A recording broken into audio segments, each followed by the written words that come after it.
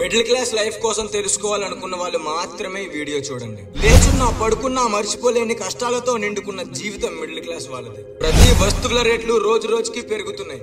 అలాగే వాటితో సమానంగా పోటీ పడుతూ పెరుగుతున్న బాధలు బాధ్యతలు మిడిల్ క్లాస్ వాళ్ళవి. ఒక శుభానికైనా అశుభానికైనా ఆరోగ్యం బాలేకపోయినా చదువుకోవాలనుకున్న ఆఖరికి 5,000తో అన్నం నోట్లోకి పెట్టుకోవాలన్నా ఖర్చులు గుర్తొచ్చి మనసు చంపుకొని బతికే పరిస్థితి. కుటుంబంలో అమ్మా నాన్నకైనా అక్క చెల్లికైనా అన్న తమ్ముడికైనా ఎవరికి ఏం కావాలన్నా అందరం డబ్బుల కోసం ఆలోచిస్తూ వెనకడుగు వేయాల్సిన పరిస్థితి.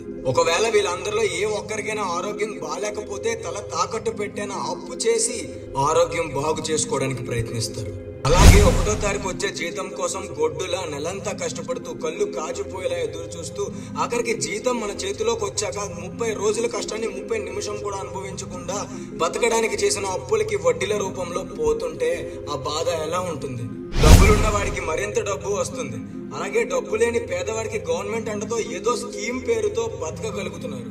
కానీ ఏ మార్పు లేని ఏ సహాయం పొందలేని ఉత్తమ మిడిల్ క్లాస్ బతుకుల కష్టాలు ఎవ్వరికీ తెలియవు. గైస్, ఫైనల్ గా ఒక విషయం, ఏ మహానుభావుడు ఇవి చెప్పాడో తెలియదు కానీ నెంబర్ 1, డబ్బుకి దగ్గర అవ్వాలంటే సొంత ఇంటికి సొంత మనుషులకి దూరం అవ్వాలి.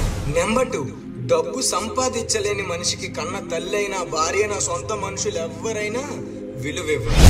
గైస్, మనలాంటి మిడిల్ క్లాస్ వాళ్ళకి ఒక పెద్ద జబ్బు ఉంది. మన చుట్టూ చూస్తున్న కొంతమంది రిచ్ పీపుల్ ని చూస్తూ ఇలాంటి ఐఫోన్ ఉండాలి, ఇలాంటి కార్ ఉండాలి, ఇలాంటి డ్యూక్ బైక్ ఉండాలి అంటూ మన స్థాయికి మించిన కోరికలతో అప్పు చేసి పప్పు కుడికి అలవాటు పడుతున్నారు.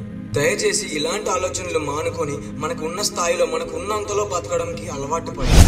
గైస్, ఈ వీడియో మీకు నచ్చిందో లేదో నాకు తెలియదు.